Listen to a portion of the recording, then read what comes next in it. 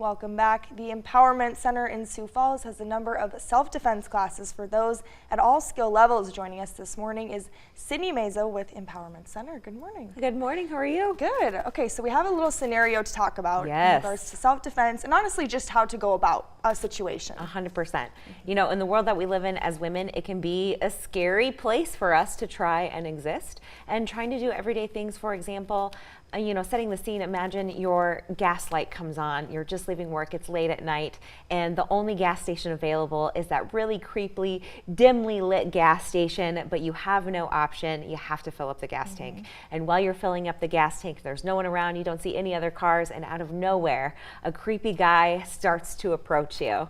As women, this is a terrifying situation. It's honestly the worst thing that we could honestly think and you get that sinking feeling when that happens, for sure. Right? And I know the ladies that are watching too can all identify with this feeling that we feel in our gut of just that ick and scariness and not knowing what to do. And so I kind of wanted to talk through that scenario of what we would do if someone approached us. The first thing that is important in the situation, as women, we have a tendency to, when someone approaches us, to try to ignore the situation. Out of sight, out of mind. Don't look at this guy, don't invite him to talk to me. I don't want to give any signals that I'm welcoming in any way. Unfortunately, this is actually the wrong thing to do. Perpetrators look for a victim that's unsuspecting, that's not paying attention. So even though it feels like we're closing ourselves off, we're not welcoming, it's actually inviting someone because we look like we're unsuspecting. So the first thing that we want to do is we want to make eye contact with them, give them a nod, whatever, let them know that we see them and that we know that they're there. The next thing that we are going to want to do is with our body posture, we want to convey confidence. Imagine someone walks up to you and you're not looking at them, you're kind of backing away.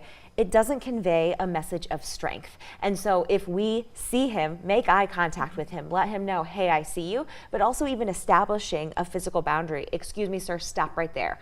I don't know you. Can you go the other way? Or I don't feel comfortable. That's the most important step, is establishing a physical boundary with our body language and also a verbal boundary. What's cool about a verbal boundary is when we tell someone, stop right there, I don't feel comfortable, I need you to go the other way. If they're a good guy, the first thing that they're going to do is go, oh my gosh, I'm so sorry, I didn't mean, you know, I was just looking for help, or whatever the situation is.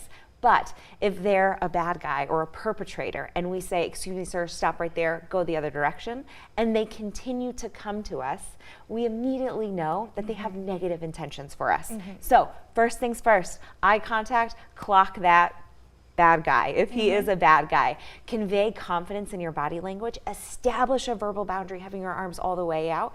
And it doesn't always have to be like, hey, stop.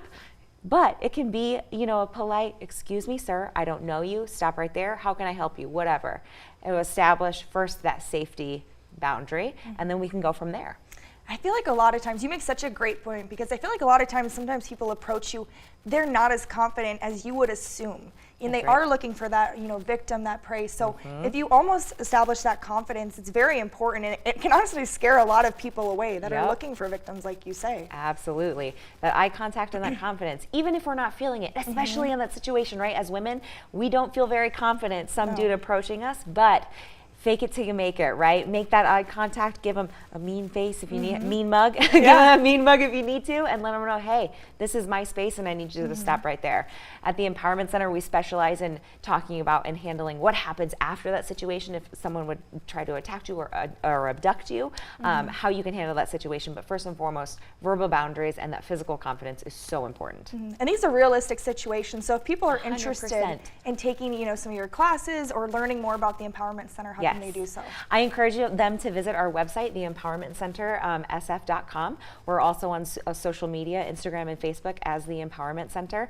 We offer classes and we teach scenario based. So if you're a woman, we're talking about what happens if a coworker is making you feel uncomfortable? What happens if the stranger approaches you while you're loading groceries in your car? And then we teach techniques that are applicable to everyone. It doesn't matter your strength or age, everybody can do these techniques. Okay, and do they sign up for classes? Is there like a fee with that, or kind of how can people expect? Yeah, Yeah, 100%. So we offer a free introduction to self-defense. So what that is we welcome you into our academy, we give you a tour, and then we explain the programs that would be best for you, depending on if you're looking to improve your confidence or learning to set boundaries, or you want to learn those physical techniques to protect yourself. We have programs for everyone, from girls, teens, and women. Awesome. Well, thank you so much for being here this morning. Thank you so Appreciate it much. as always. And we're going to be right back after the break.